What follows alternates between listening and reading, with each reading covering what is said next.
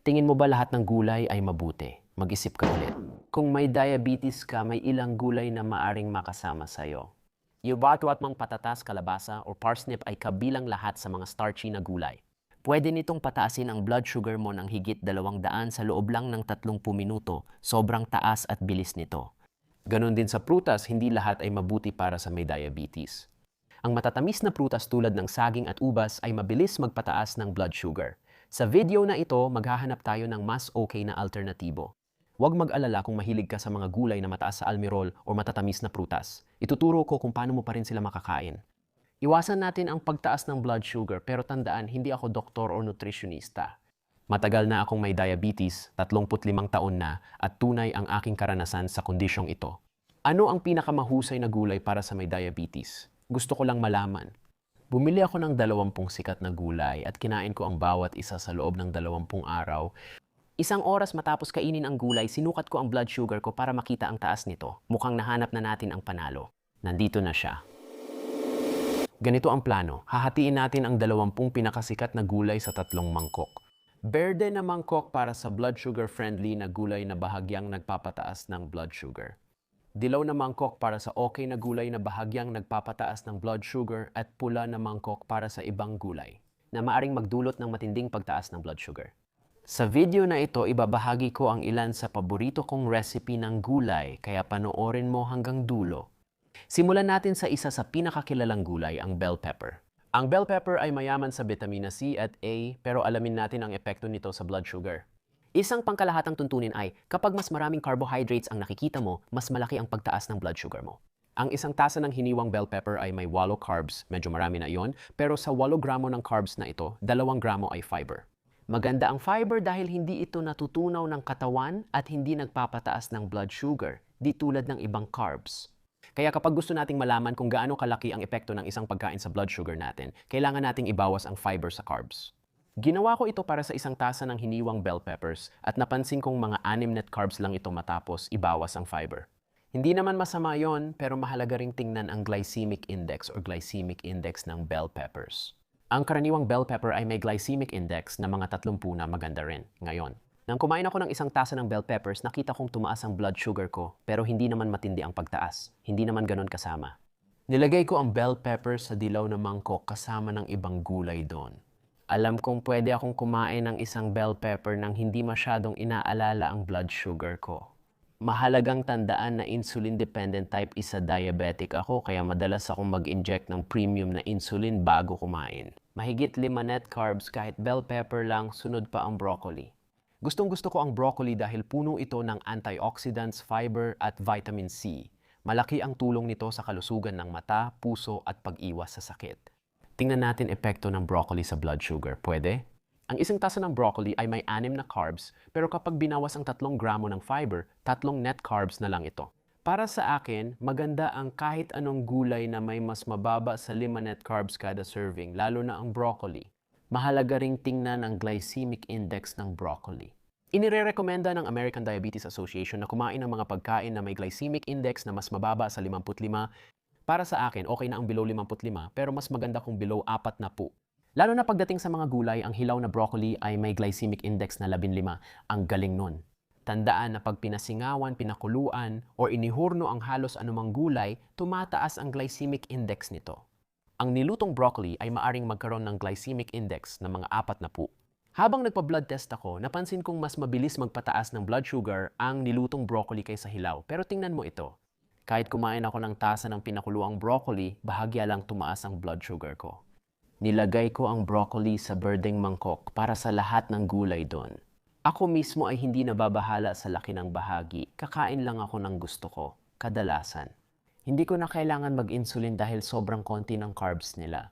Magpatuloy tayo sa marahil pinakasikat na gulay sa lahat, patatas. Madalas ituring ang patatas na masustansya dahil sa taglay nitong potassium at vitamin C. Isang tasa ng russet potatoes, ang pinakasikat na uri ay may 26 carbs at 2 gramo lang ng fiber, kaya 24 net carbs iyon. Marami na iyon. At ang 80 napakataas niyan.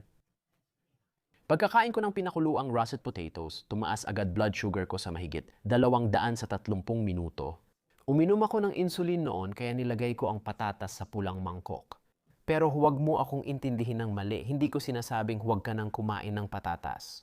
Para sa lahat ng gulay sa pulang mangkok, gawing mas maliit ang bahagi at isama ang patatas sa mga gulay sa birding mangkok. Nagdadagdag ito ng fiber at nagpapabagal sa pagtaas ng blood sugar. Isa pang paraan para maiwasan ang pagtaas ng blood sugar mula sa patatas ay piliin ang mga uri na may mas mababang glycemic index.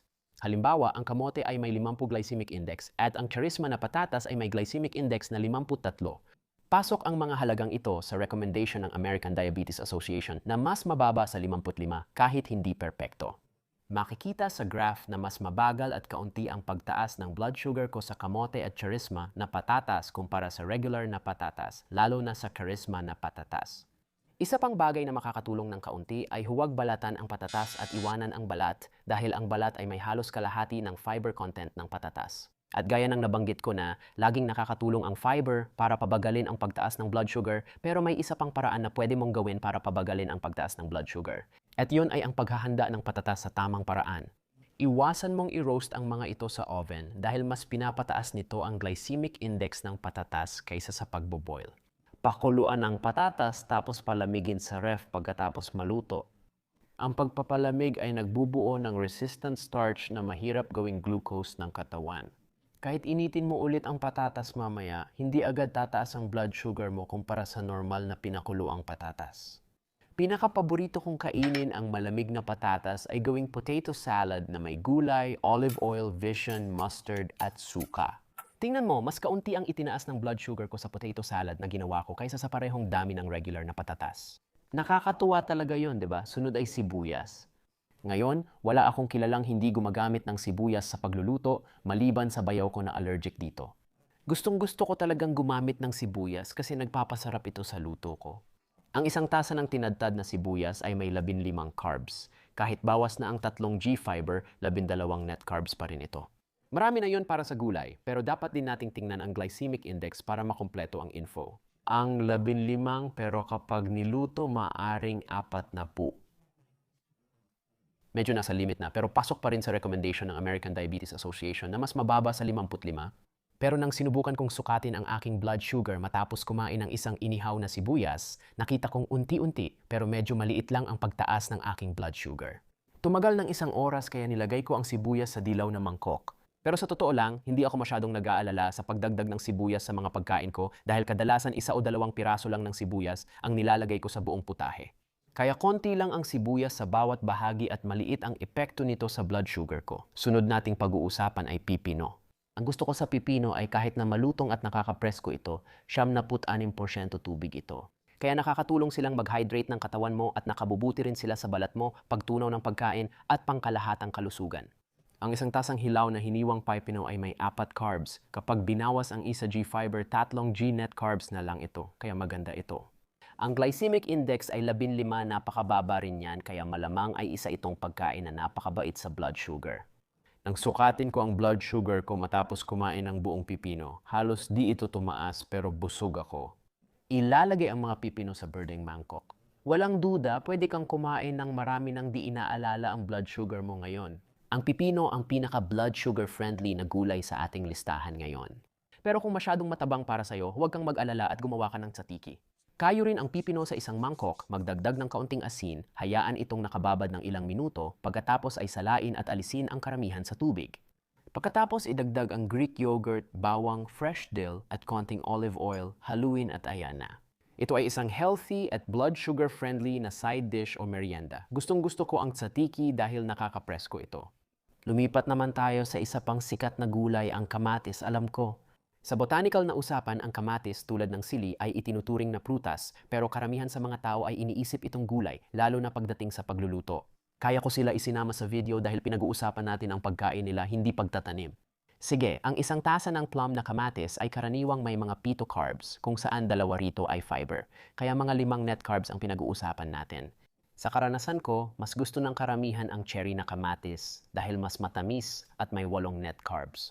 Mahalaga ring tingnan ang glycemic index dahil kapag mataas ito, mas mabilis tumaas ang blood sugar dahil sa kamatis. Ngayon, tandaan mo na maaring mag-iba ang glycemic index depende sa maraming bagay tulad ng pinagmulan ng information, kung gaano kahinog ang kamatis at kung paano ito inihanda. Karaniwan, ang glycemic index ng kamatis ay 20 to 30 at maganda ito.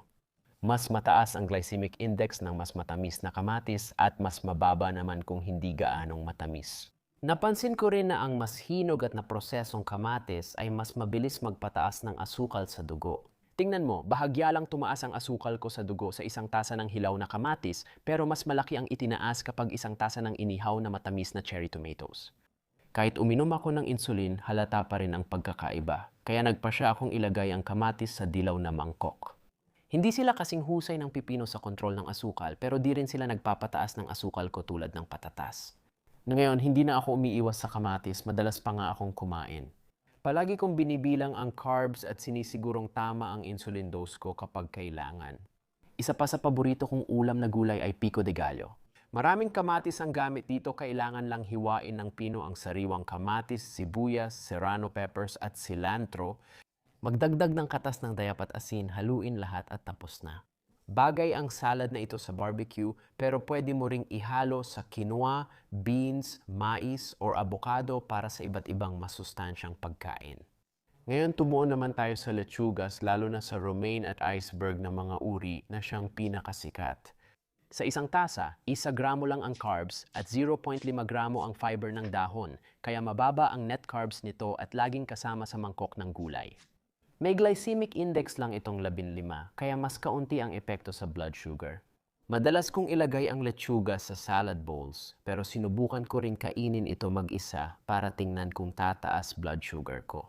Hindi ito nangyari kaya nilagay ko ang lechugas sa green bowl. Walang duda, kumakain lang ako ng gusto kong kainin at hindi ako nag-aalala tungkol sa pag-inject ng insulin or pag-aalala sa blood sugar ko. May mas magagandang leafy greens kaysa lechugas at pag-uusapan ko ito mamaya sa video. Ngayon na pag-usapan natin ang isa sa pinakakaraniwang gulay, karot. Bagamat masarap at masustansya ang karot, dapat maging maingat sa epekto nito sa blood sugar. Narito ang isang simpleng patakaran na natutunan ko habang ako'y nagsasaliksik. Karaniwan, ang dilaw, orange at pulang gulay ay medyo mataas sa carbohydrates. Sa kabilang banda, ang mga gulay na kulay berde ay kadalasang may napakababang nilalaman ng carbohydrates at mas mataas ang fiber. Gusto ko yan halos palagi, konting carbs, maraming fiber, hindi exception ang karot. Sa 12 kabuuang carbs, 4 na gramo ng fiber at 8 net carbs bawat tasa, ang mga karot ay medyo mataas sa carbohydrates na gulay. Pero ang glycemic index ng mga karot ay hindi naman masama. Nasa pagitan ng 15 at 40 depende sa paraan ng paghahanda, depende kung niluto mo sila o hindi. Tandaan, ang pagluluto ay nagpapataas ng glycemic index. Ngayon, ipapakita ko ang naging epekto ng pagkain ko ng karot sa blood sugar ko. Isang hilaw na karot lang ang bahagyang nagtaas ng blood sugar ko. Nang binlanch at inihurno ko ang mga karot tapos kumain ako ng 3, tumaas agad ang blood sugar ko ng halos 180 sa loob ng 1 oras. Kaya tulad ng ibang gulay na mataas sa carbs, mainam kumain ng tamang dami ng karot. Siguraduhin ding tama ang dose ng insulin kung insulin-dependent diabetic ka. Sunod, green beans naman. Sa 7 gramo ng carbs, 3.5 gramo ng fiber at 3.5 net carbs kada tasa, mababa talaga sa carbs ang green beans. Kahit lutuin, mababa pa rin ang glycemic index ng green beans, 3 pew, kaya mainam ito para sa nagbabantay ng glucose. Nang kumain ako ng 1 tasang pinakuluang green beans, bahagya lang tumaas ang blood sugar ko. Kaya ko nilagay ang green beans sa berdeng mangkok. Itong malutong na mga ito ang isa sa mga paborito kong side dish tuwing nakikita ko sila sa menu. Ngayon, pag-usapan naman natin ang isa pang sikat na side dish na kadalasang tinuturing na gulay, mais, lalo na ang sweet corn. Pwede mong tawaging butil o prutas ang mais, pero hindi naman ito ang mahalagang punto ng video. Maraming tao ang itinuturing na gulay ang mais kaya isinama ko ito sa listahan. Bagamat masarap at malutong ang mais sa mga putahe, dapat mag-ingat sa epekto nito sa blood sugar. Ang 1 tasa ng matamis na mais ay may 27 carbs. Kapag binawas ang 3 G-fiber, 24 net carbs ito, medyo mataas. Ngayon, ang glycemic index ng matamis na mais ay 52 pasok sa recommendation ng American Diabetes Association na dapat ay mas mababa sa 55. Pero kapag sinamahan ng mataas na carb content, siguradong mas mataas ito sa gusto ko. Sa pagsusuri ko, napansin kong mabilis at malaki ang pagtaas ng blood sugar ko dahil sa mais. Pagkakain ko ng 1 mangkok ng mais, umabot sa 200 ang blood sugar ko kahit nag-insulin ako. At iyan ang dahilan kung bakit napagpasyahan kong ilagay ang sweet corn sa pulang mangkok. Hindi mo kailangang tuluyang iwasan ito pero maaari mong subukan ang mas maliit na bahagi. Pagsamahin ang mais sa madahong gulay o iba pang mababang glycemic index na gulay para sa masarap na salad. Kung insulin-dependent diabetic katulad ko, ang pag-inject ng pre-meal dose 15-20 minuto bago kumain ng mais ay may epekto at mas kaunti ang pagtaas ng blood sugar. Tinatawag itong pre-bolusing at napansin kong epektibo ito sa lahat ng gulay o pagkain mula sa pulang mangkok. Sa kabila ng lahat ng nabanggit ko, naniniwala pa rin akong mas mainam ang sweet corn kaysa sa puting kanin, pasta, o puting tinapay. Ganon kasi mas mabilis tumaas ang blood sugar mo doon kaysa sa isang mangkok ng sweet corn. Punta tayo sa isa pa sa paborito kong gulay, bawang. Ang masarap na gulay na ito ay may vitamin C, B6 selenium, manganese, at iba pang kapaki-pakinabang na compound. Pero paano nga ba nakakaapekto ang bawang sa iyong blood sugar? Sa totoo lang, ang isang piraso ng bawang ay may humigit kumulang 1 gramo ng carbohydrates. Maganda yan kasi kadalasan konti lang ang nilalagay nating bawang sa isang putahe, di ba? Ang kaunting carbohydrates ay hindi gaanong nakaapekto sa blood sugar. Maganda rin ang average glycemic index ng bawang. Nag-iiba ito mula 10 hanggang 30 depende sa pinagmulan, kaya malabong agad tumaas ang blood sugar mo dahil sa bawang. Tingnan mo, iyan ang problema ko sa glycemic index. Bakit nasa pagitan ng 10 at 30? Sa kasamaang palad, halos hindi talaga nagkakaroon ng eksaktong numero. Maraming mga pinagkukunan na may iba't ibang impormasyon, may iba't ibang paraan ng paghahanda. Lahat ng ito ay nakakaapekto sa glycemic index ng bawat pagkain. Pero huwag mag-alala, ang glycemic index, ang impormasyong ibinabahagi ko sa video, ay mula sa mga pinagkakatiwalaan kong sources at based rin sa sarili kong karanasan sa mga pagkain iyon. Nang subukan ko ang bawang, nalaman ko na pwede kong mapasarap ang lasa ng marami sa mga putahe ko nang hindi nagdudulot ng kapansin-pansing pagtaas ng aking blood sugar. Kaya nilagay ko ito sa birding mangkok. Ngayon, tingnan naman natin ang isa pang sikat na gulay, gisantes. Ang pangunahing dahilan kung bakit gusto ko talaga ang mga gisantes ay dahil nagbibigay ito ng natural na tamis na pwede kong idagdag sa pagkain ko nang hindi naglalagay ng mga processed na pagkain o asukal. Ang isang tasa ng birding gisantes ay may 21 carbs at kapag binawas natin ang 7 gramo ng fiber, makakakuha tayo ng 14 net carbs. Sa totoo lang, mas mataas pa yan kaysa sa inaasahan ko. Ngayon, ang glycemic index ng gisantes ay nasa 22 hanggang 50, depende sa paghahanda nito. Ngayon, hindi ko na kailangang painitin ang gisantes, kaya kadalasan tinutunaw ko lang ito sa mangkok ng tubig tapos sinasala. Sa ganung paraan, mapapanatili kong mababa ang glycemic index. Pagkatapos kong kumain ng isang tasa ng gisantes, tumaas ang blood sugar ko pero hindi lumampas sa 100 at 40 at hindi naman grabe. Mas mainam ang gisantes sa blood sugar ko kaysa sweet corn pero hindi kasing ganda ng broccoli. Ilalagay ko ang gisantes sa dilaw na mangkok. Huwag mag-atubiling idagdag ito pero tandaan na pwedeng tumaas ang blood sugar kung susobrahan. Sunod, isang gulay na madalas ituring na pambihirang pagkain, asparagus. Sa 5 carbs kada tasa, tiyak na mababa sa carbs ang asparagus. Pagkatapos ibawas ang 2 G-fiber, 3 net carbs lang kada tasa, maganda yon. Pero kumusta naman ang glycemic index? Yung asparagus ay may glycemic index na 15, sobrang baba. Kaya mukhang magandang pagpili para sa nagbabantay ng blood sugar. Sa pagsusuri ko, hindi tumaas ang blood sugar ko matapos uminom ng isang tasa ng asparagus. Sa totoo lang, pareho lang ang epekto nito sa gulay gaya ng broccoli at green beans. Kaya kabilang ang asparagus sa green bowl. Pwede mong kainin itong masarap na pagkain ng hindi gaanong nag-aalala sa blood sugar at carbs. Ngayon, pag-usapan natin ang isa pang kilalang gulay na kilala sa pagpapabuti ng iyong sex life. Celery 3 carbs lang bawat tasa kaya mahusay itong low carb na pagpipilian. Pagkatapos ibawas ang 15 gramo ng fiber, meron na lang tayong 15 net carbs. Ang galing nun. Ang celery ay may glycemic index na 15 katulad ng asparagus na napag-usapan natin kanina, kaya ito ay isang mahusay na pagpipilian para sa mga nagbabantay ng blood sugar. Napansin ko sa pagsusuri ko na kahit 2 tasa ng sariwang celery sticks, halos walang epekto sa blood sugar ko. Tuwang-tuwa ako nang makita ko yon, kaya hindi na rin nakakagulat kung bakit ang celery ay nasa berdeng mangkok. Hindi ka magkakamali sa celery. Ang paborito kong paraan ng pagkain ng celery ay hiwain ito ng pahaba at kainin kasama ng isang mangkok ng hummus. Iyan ay balanseng merienda na maganda para sa blood sugar. Sunod, kalabasa, paborito tuwing taglagas. Isang tasa nito ay may 15 carbs. Pag tinanggal ang 3 G-fiber, 12 net carbs na lang, medyo marami na rin yon. Dagdag pa, ang glycemic index ng nilutong kalabasa ay 75 mas mataas kaysa sa recommendation ng American Diabetes Association na mas mababa sa 55. Ang tumang sukatan ko ay mas mababa sa 50, kaya maaring hindi ito ang pinakamagandang gulay para sa blood sugar. Habang sinusubukan ko ito, talagang nagustuhan ko ang malinamnam nitong lasa. Pagkakain ko ng mangkok ng inihaw na kalabasa, biglang tumaas ang blood sugar ko sa mahigit 200, kaya nilagay ko ito sa pulang mangkok. Kung mahilig ka sa kalabasa, bawasan ang kain nito at ihalo sa iba pang pagkaing mababa ang glycemic index. Isa sa mga paborito ko ay zucchini. Gusto ko ito kasi pwede mong ilagay ang zucchini sa halos kahit anong pagkain para mas masustansya. Ngayon, hindi sila kasing sustansya ng kalabasa pero mas okay ba sila para sa blood sugar? Alamin natin. Sa 35 carbs at 1 gramo ng fiber kada tasa o 25 net carbs kada tasa, siguradong napakababa ng carbs ng zucchini.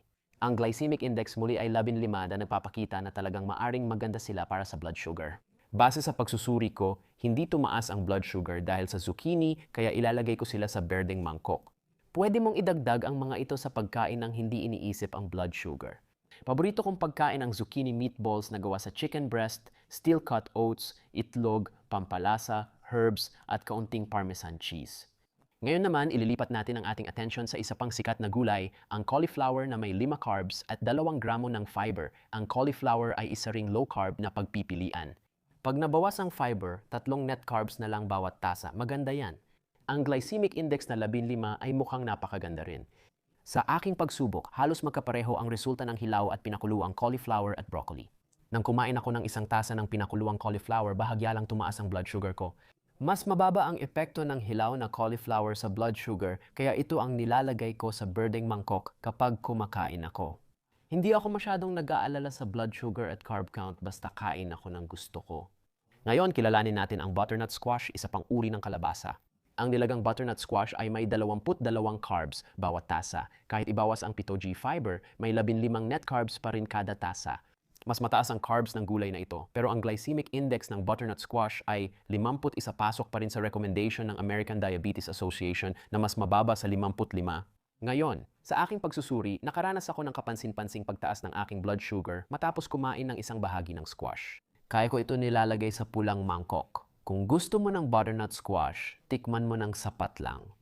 Kung umaasa ka sa insulin tulad ko, siguraduhin bilangin ang carbs at mag-pre-bolus kung kailangan.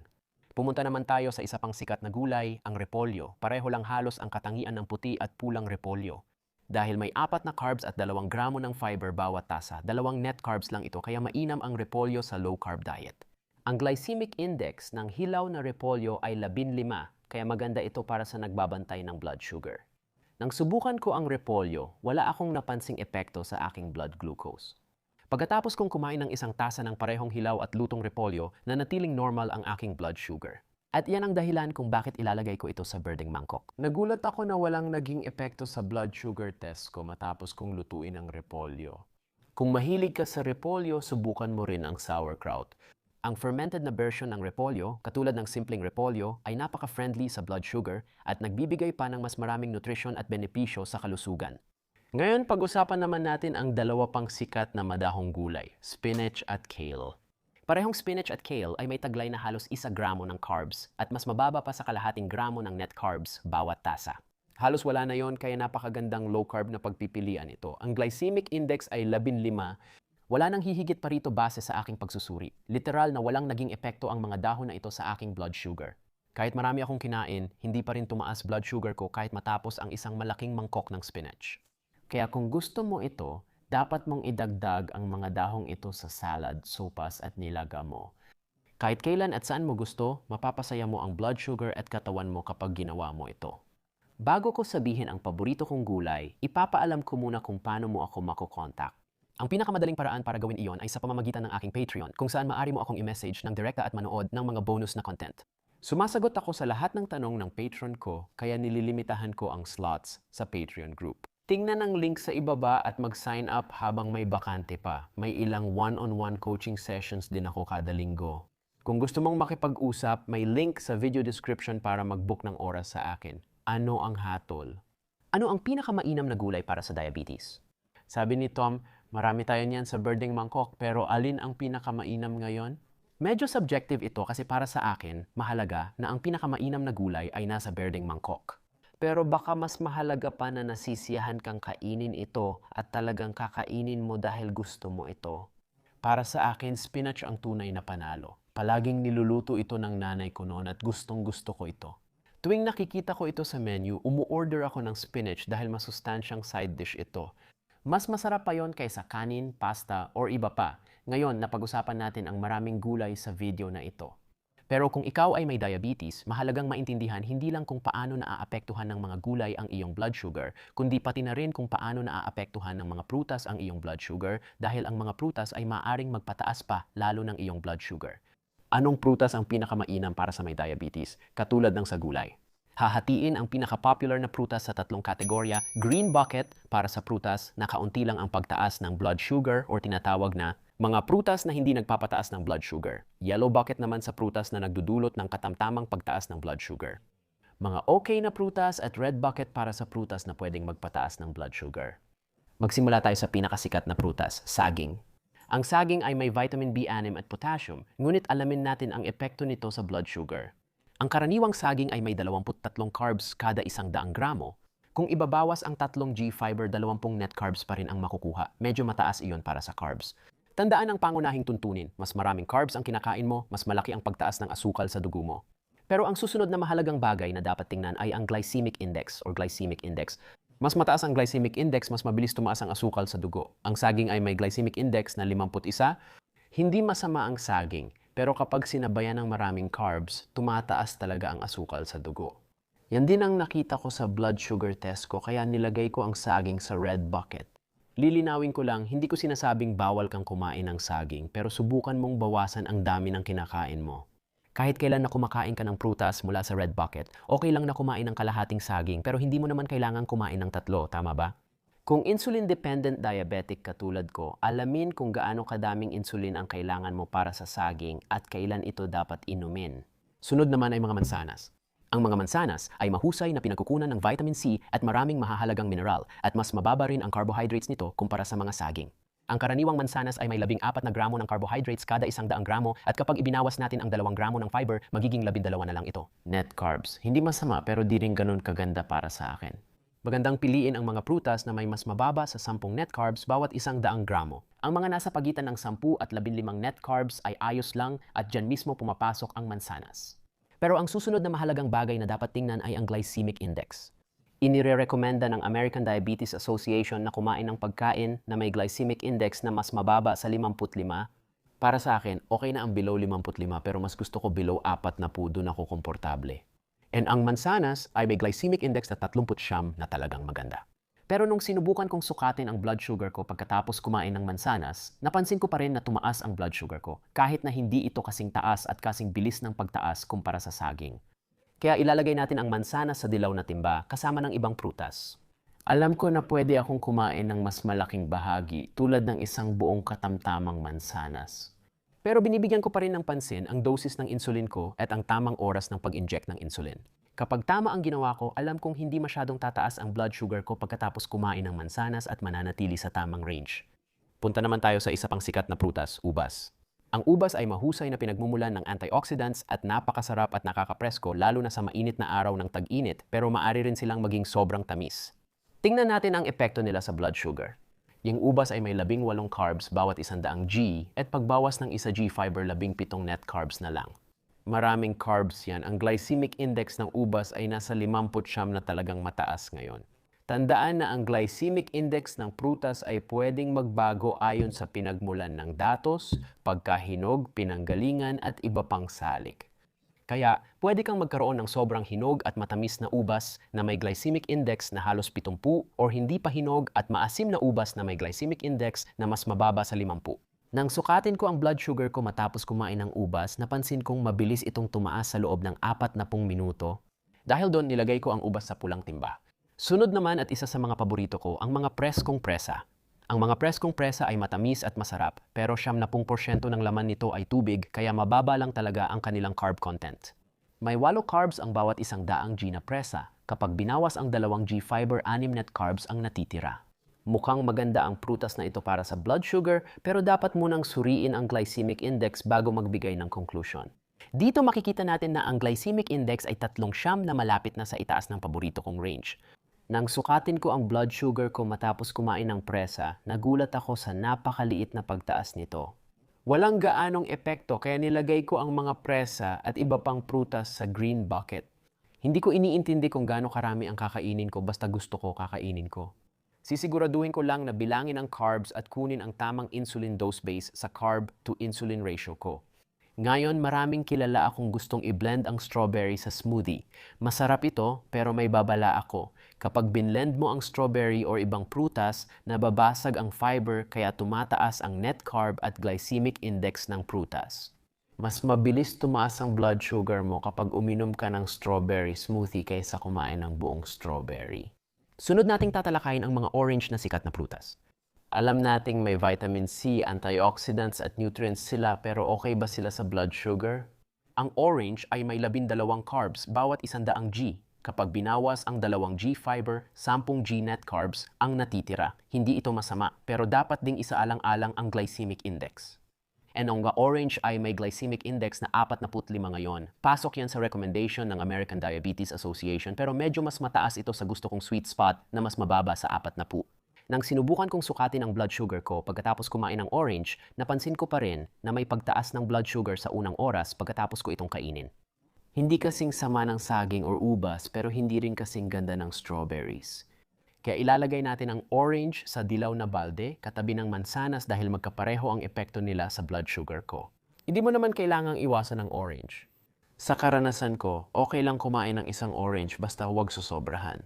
Kung gumagamit ka ng insulin, tiyakin mong tama ang bilang ng carbs at dose ng insulin. Pero mag-ingat ka dahil may patibong ang orange na madalas na nalalagyan ng mga may diabetes at yon ay ang orange juice. Ang isang baso ng orange juice ay naglalaman ng lahat ng carbs at asukal mula sa 2 hanggang 3 orange pero walang fiber. And ang glycemic index ng orange juice ay mas mataas kaysa sa glycemic index ng buong orange kaya iwasan mo na lang ang juice. Punta naman tayo sa isa pang sikat na prutas tuwing tag-init, ang pakwan. Medyo tricky ito. Ilan sa mga website ay isinama ito sa top 10 prutas para sa may diabetes. Pero may ibang sources na tinuturing itong isa sa pinakamasama para sa kanila. Sino ba talaga ang dapat paniwalaan? Subukan natin, ang pakwan ay may 8 carbs kada 100 gramo. Mukhang maganda iyon pero kailangan nating isaalang-alang na ang pakwan ay 72% tubig at napakakaunti ng fiber nito. Dahil dito, ang carbs sa pakwan ay mabilis mapunta sa dugo mo. Ipinapakita ito ng glycemic index ng pakwan. Tinitingnan natin ang glycemic index na 76 na siyang pinakamataas sa lahat ng prutas sa top 20 listahan. Kumain ako ng maliit na mangkok ng pakwan at mabilis tumaas ang asukal ko pero hindi sobra. Umakyat ito mula 100 hanggang 150 pero nang kumain ako ng mas malaking mangkok, tumaas agad sa 200 ang asukal ko sa loob ng 30 minuto. Kahit may insulin ako, bawal pa rin talaga sa akin, kaya nilagay ko ang pakwan sa pulang balde. Ayokong pigilan kang kumain ng pakwan, pero huwag masobrahan. Mahalaga ang tamang dami ng prutas na ito. Pwede mo rin kainin ang pakwan bilang panghimagas pagkatapos ng pagkaing mataas sa fiber at healthy fats. Kung gagawin mo yan, hindi agad mapoproseso ng katawan ang asukal sa pakwan. Alam kong kaunti lang ang prutas na friendly sa blood sugar sa mga sikat na prutas, pero manatili lang dahil mas magiging interesante pa ito habang pababa tayo sa listahan. Ang abokado ang ikapitong pinakasikat na prutas. Mantikilya ang tekstura nito at sagana sa healthy fats, fiber, bitamina at nutrition. And ang karaniwang abokado, nakakatuwang malaman, ay may 12 carbs kada 100 gramo. Pero meron din itong napakaraming fiber, 10 gramo. Kapag binawas ang 10 G fiber, makakakuha tayo ng 2 net carbs bawat 100 G, wala nang hihigit pa rito. Bukod dito, ang abokado ay may glycemic index na 15 na talaga namang kamangha-mangha. Paulit-ulit akong kumain ng abokado nung nagtetest ako at halos di naapektuhan ang blood sugar ko. Wala akong nakitang kapansin-pansing pagtaas ng blood sugar. Kahit na kumain ako ng 2 o higit pang abokado ng sabay-sabay at dahil dito, sa lahat ng bagay na isinasaalang-alang, inilagay ko ang abokado sa green bucket. Walang duda, kumakain ako ng abokado ayon sa gusto ko at hindi kailangan ng insulin. Gustong-gusto ko talaga ito. Pero isang bagay na dapat mong pag-isipan, lalo na kung ikaw ay nagdadieta, ay ang abokado ay napakataas sa calories, isang pagkaing sagana sa calories. Ang isang medium na abokado ay may 240 calories karamihan mula sa healthy fats. Hindi ko masyadong pinapansin ang calories dahil hindi naman ako nagpapapayat ngayon. Maaring gusto mo itong isaalang-alang sa ibang situation. Ngayon tatalakayin natin ang isa pang sikat na prutas, blueberries. Ang prutas na ito ay maraming antioxidants. Ang blueberries ay may 14 carbs sa bawat 100 gramo at kung ibawas ang 2 gramo ng fiber, may 12 net carbs. At iyon ay medyo mataas kumpara sa gusto ko, malapit sa mansanas. Ang glycemic index ng blueberries ay 53 na katamtaman kumpara sa ibang mga sikat na prutas. Pero totoo lang, mas mataas ito kaysa sa inaasahan kong makita. Ngayon, madalas paniwalaan na ang berries ay maganda para sa may diabetes at hindi gaanong nagpapataas ng blood sugar. Pagkatapos kong kumain ng mangkok ng blueberries, napansin kong mabilis at unti-unting tumaas ang blood sugar ko ng lampas sa inaasahan ko. Kaya pa ilalagay ko na ang blueberries sa dilaw na balde. Bilang type 1 diabetic, napansin kong kaya kong kumain ng isang tasa ng blueberries na hindi gaanong tumataas ang blood sugar ko. Pero kailangan kong mag-ingat sa dalawang bagay. Kailangan kong mag-pre-bolus mga 15 hanggang 20 minuto bago kainin ang mga blueberries na yon at kailangan kong tamaan ang dosis ng insulin ko, depende sa bilang ng carbs. Susunod, susubukan natin ang raspberries na. Sa unang tingin, parang katulad sila ng blueberries pero hindi naman. Sa pagkontrol ng blood sugar, may 10 carbs ang raspberries kada 100 G, pero dahil sa 5 G fiber, 5 net carbs na lang natitira. Dahil dito, nagiging low carb sila at maganda ang resulta. Pero paano naman ang glycemic index? Ang glycemic index ng raspberries ay 28 lang na sobrang baba at pasok na pasok sa gusto kong less than 40. Kumain ako ng maraming raspberries pero halos walang epekto sa blood sugar ko. Kaya ang raspberries ay sa green bucket. Pwede mo itong kainin ng walang guilt, kaya huwag mag-atubiling magpakasawa. Nakakabago sila ng laro, pero may paalala. Maraming gustong gumawa ng sarsa o jam gamit ang raspberries, ibang berries, apricots, at peaches. Ngayon alam ko na masarap ang homemade jam at toppings, pero heto ang problema. Kailangan mong lutuin ang berries o prutas para makagawa ng jam or sarsa. Kapag ginawa mo yon, mababasag ang ilang fiber at matatanggal ang tubig na pangunahing sangkap ng halos lahat ng prutas. Kapag natanggal na ang tubig, tataas ang carb content, lalo na ang net carb content. Tataas din ang iyong glycemic index. Mas mabilis at mataas tumaas ang blood sugar mo kapag ginawa mo yon. Hindi ko pa binabanggit ang mga jam at sarsa na may dagdag asukal dahil binabago ng asukal ang pagkain sa ibang kategorya. Hindi na natin matawag na prutas kaya iwasan mo na. Sunod ay ang peach, matatamis at makatas na prutas tuwing tag-init na puno ng bitamina at mineral. Ang peach ay may 15 carbs bawat 100 G. Kapag binawas ang 2 G fiber, 13 net carbs ang natitira. Dahil dito, kabilang ang peach sa mataas na bahagi ng preferred kong carb range. Pero ang glycemic index ng mga peach ay 42 na hindi naman talaga masama. Habang tinikman ko ang peach, napansin kong tumaas ang blood sugar ko. Hindi kasing taas ng mga prutas sa pulang timba, kaya sa dilaw na timba ko ilalagay ang mga peach. Nagulat ako sa resulta, mas maganda pa epekto ng peach kaysa blueberries. Para sa akin ganito yon. Kamakailan lang, nakatanggap ako ng komento sa YouTube mula sa isa sa inyo na nagbahagi ng magandang tuntunin. May interesting na observation ang nagkomento. Sabi niya, mas madilim ang kulay ng pagkain, mas mababa ang glycemic index, mas maliwanag, mas mabilis nagiging glucose sa katawan. Mukhang tama at maganda ang komentong ito. Sa 75% ng oras, mas mainam para sa iyo ang pumili ng mas madilim na pagkain kaysa maliwanag, mas nakakabuti ito sa blood sugar mo. Nakakatuwa, mukhang exception ang peach at blueberry na parang kinukumpirma ang patakaran. Punta naman tayo sa isa pang paboritong prutas tuwing tag-init, melon. Minsan tinatawag ko itong kahel na melon, pero palayaw ko lang iyon. Ang melon ay may humigit kumulang 8 carbs kada 100 gramo at kung ibabawas natin ang 1 gramo ng fiber, makakakuha tayo ng 7 net carbs na talagang mababa ang carb content. Mukhang maganda naman, pero ang glycemic index ng melon ay 65 na mataas kumpara sa ibang kilalang prutas. Ipinapakita nito ang mataas na blood sugar na nakita ko sa aking blood sugar test. Kumain ako ng maliit na mangkok ng orange na melon at mabilis tumaas ang blood sugar ko pero hindi masyadong mataas. Mula 100 naging 150, pero nang kumain ako ng mas malaking mangkok, umakyat agad sa 200 sa loob ng 35 minuto. Kahit kasabay ko pang inumin ng insulin, halos pareho lang ito sa pakwan at malayo sa ideal. Kaya nilagay ko na ang cantaloupe sa pulang timba. Kumakain naman ako ng orange melon na gusto kong tawagin paminsan-minsan, pero hindi ko kailangan ng marami nito. Kalahating tasa lang ang kinakain ko dahil mahalaga ang portion control sa mga prutas sa pulang timba. Sinisiguro kong binibilang ko ang carbs at umiinom ng insulin ng mas maaga. And sa cantaloupe, maaring 20 o kahit 25 minuto bago kainin ang prutas na yon. Sunod, pag-usapan natin ang mandarins. Medyo kahawig ito ng mga dalandan pagdating sa laman ng bitamina at pati na rin sa kulay, di ba? Pero isang dahilan kung bakit mas gusto ko noon ang mandarins kaysa sa dalandan ay simple lang, mas madali silang balatan. Mas matamis din sila kumpara sa dalandan, kaya tingnan natin kung saan sila nabibilang. Ang mandarins ay may 14 carbs bawat 100 gramo. Kapag binawas ang 2 G fiber, 12 net carbs ito, pasok sa moderate carb range, hindi maganda pero hindi rin perpekto. Ngayon, ang glycemic index ng mandarin ay 47. Hindi pasok sa gusto kong mas mababa sa 40, pero hindi rin lampas sa 55 na mataas na. Nang sinubukan kong sukatin ang blood sugar ko pagkatapos kumain ng mandarins, nakita kong unti-unting tumaas ang blood sugar ko sa loob ng halos 1 oras, siguro medyo mas maikli pa. Hindi kasing taas ng pagtaas ng blood sugar ko tulad sa pakwan o melon, pero kapansin-pansin pa rin. Ilalagay natin ang mandarins sa dilaw na balde. Pareho lang epekto nila sa blood sugar ko gaya ng oranges, kahit mas matamis ang lasa nila. May 8 sikat na prutas pa tayong titingnan, 5 rito ay ilalagay sa berdeng balde. Ibig sabihin pwede akong kumain ng marami nang hindi gaanong tumataas ang blood sugar ko. Tuklasin natin ang pinya, isang tropical na prutas na mayaman sa lasa at vitamin C. Mayroon itong 13 carbs kada 100 gramo at kapag binawas ang 1 gramo ng fiber, 12 net carbs ang makukuha, katamtaman ang antas ng carbs nito. Hindi masama pero hindi rin perpekto. Pero ang glycemic index nito na 50 ay medyo mataas, lumalagpas sa gusto kong antas, at pati na rin sa recommendation ng American Diabetes Association na dapat ay mas mababa sa 55. Nang tinikman ko ang pinya, agad kong nakita ang epekto nito sa asukal ko sa dugo.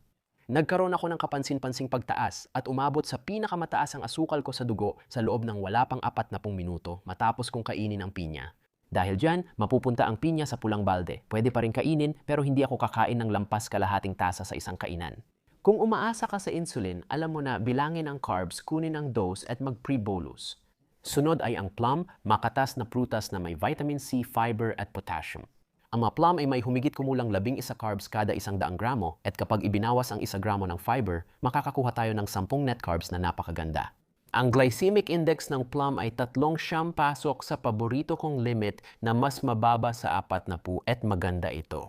Paano naman ang mga plum? Kumusta ang naging resulta nila? Sa aking blood sugar test, nakita ko ang bahagya at unti-unting pagtaas ng blood sugar ko. Kaya ang mga plum ay parang nasa gitna ng green at yellow bucket. Pagkatapos ng ilang beses na pagkain, naisip kong ilagay sila sa green bucket dahil maganda epekto nila sa akin. Hindi ka magkakamali sa plum. Punta naman tayo sa seresa at dito kailangan nating mag-ingat dahil may matamis na seresa at maasim na seresa. Ang matamis na seresa ay may 15 net carbs, bawat 100 G kaya mataas sa carbs, habang ang maasim na seresa ay may 10 net carbs lang kaya mas mababa. Tandaan, gusto ko ng mas mababa sa 15 pero mas okay kung mas mababa sa 10 net carbs, pero mas malaki pa ang pagkakaiba ng matamis at maasim na seresa. Pagdating sa glycemic index, ang glycemic index ng matamis na seresa ay maaring umabot ng hanggang 62, habang ang glycemic index ng maasim na seresa ay 22 lang. At napakababa niyan at malamang kaya magkaiba ang naging epekto ng dalawang uri ng seresa na ito sa aking blood sugar. Mabilis tumaas sa 200 ang blood sugar ko dahil sa matamis na seresa, sobrang taas para sa akin. Ang maasim na seresa daw ay bahagya lang nagpapataas kaya bagay sa akin. And dahil dyan, ang maasim na seresa ay ilalagay ko sa berdeng timba at ang matamis na seresa ay ilalagay ko sa pulang timba. Pwede kang kumain ng maraming maasim na seresa nang hindi nag-aalala, pero pwede ka rin kumain ng hanggang 10 matamis na seresa at hindi masyadong mag-alala tungkol sa reaksyon ng iyong blood sugar. Sunod ay ang blackberry, madidilim at makatas na berries na puno ng nutrition. Ang blackberry ay may 10 carbs kada 100 G, pero dahil sa 5 G fiber, 5 net carbs na lang ito. Dahil dito, isa sila sa prutas na pinakamababa ang carbs. Pero kamusta naman ang glycemic index? Ang glycemic index ng mga blackberry ay 25 lang at pasok na pasok ito sa gusto kong limit na mas mababa sa 40. Matapos kong subukan ang blackberry, napansin kong minimal ang epekto nito sa blood sugar ko, kaya ilalagay ko ito sa green bucket. Pwede mong enjoyin ang pagkain ito na masustansya nang hindi inaalala ang taas ng blood sugar. Ngayon, pag-usapan natin ang peras, isang kilalang matamis at makatas na prutas na puno ng vitamin C, copper, at fiber. Ngayon, ang peras ay may humigit kumulang 15 carbs kada 100 gramo at kung ibabawas natin ang 3 gramo ng fiber, makakakuha tayo ng 12 net carbs. Katamtaman lang ang carbs niyan, hindi maganda o perpekto. Ngayon, ang glycemic index ng peras ay 38 lang at mas mababa iyon kaysa sa inaasahan ko talaga. Sakto sa gusto kong antas na mas mababa sa 40. Napansin ko na tumataas pa rin ang blood sugar ko matapos kumain ng peras, tulad ng epekto ng mansanas. Kaya ilalagay natin ang peras sa dilaw na balde, pero okay lang kumain ng isang katamtamang peras. Sa akin, hindi ako kakain ng 3, pero ayos lang ang isa. At tulad ng karamihan sa ibang prutas, binibigyan ko ng pansin ang tamang dosis ng insulin ko at ang tamang oras ng pag-inject nito. Ngayon, may 3 pa tayong prutas na natitira at pagkatapos nun bibigyan ko kayo ng bonus dahil magdadagdag pa ako ng 2 prutas. Hindi kabilang sa top 20 na sikat na prutas pero magandang pagpili para sa may diabetes.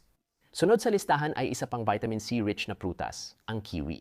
Alam ko na may ilan sa inyo sa New Zealand na napapalibutan ng kiwi.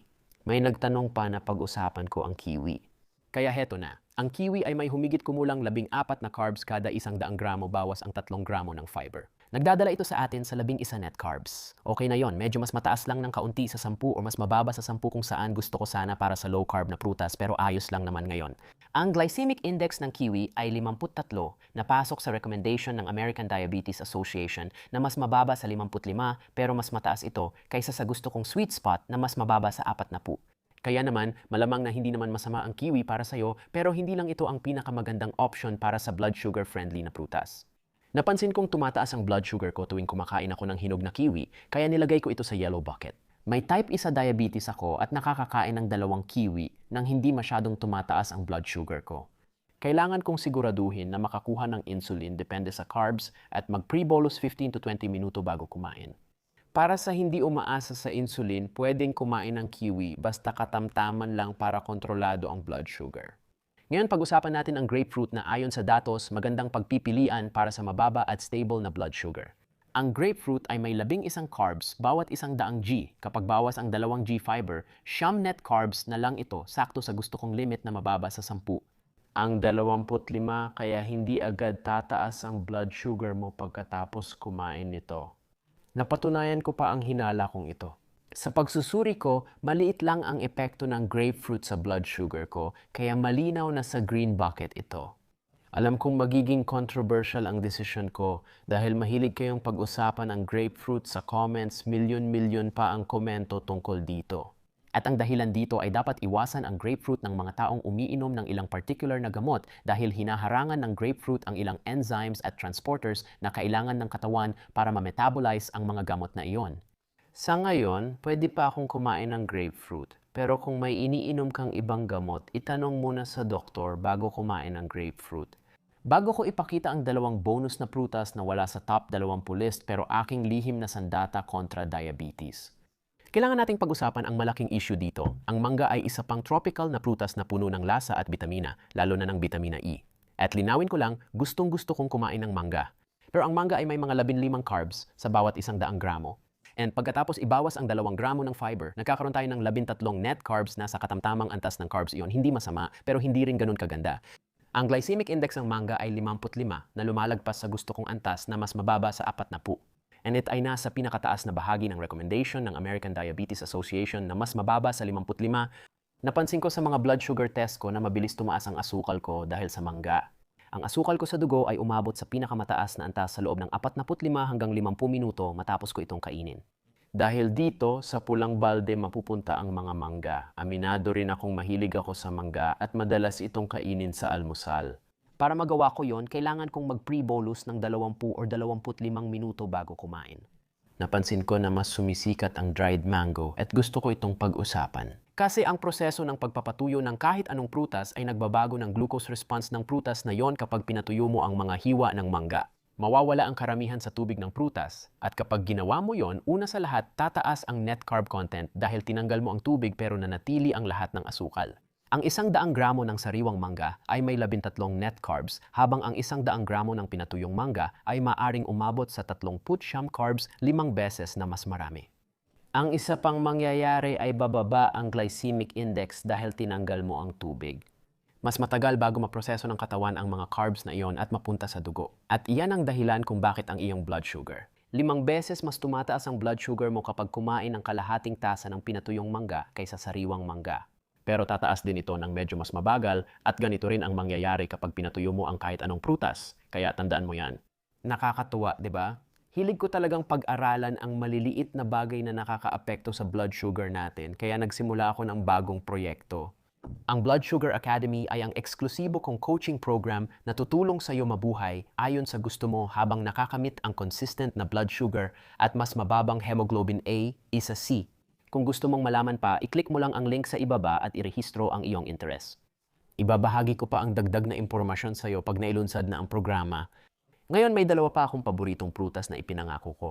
Pareho silang may net carbs na mas mababa sa 10 kada 100 gramo glycemic index na mas mababa sa 35 at nasa green bucket.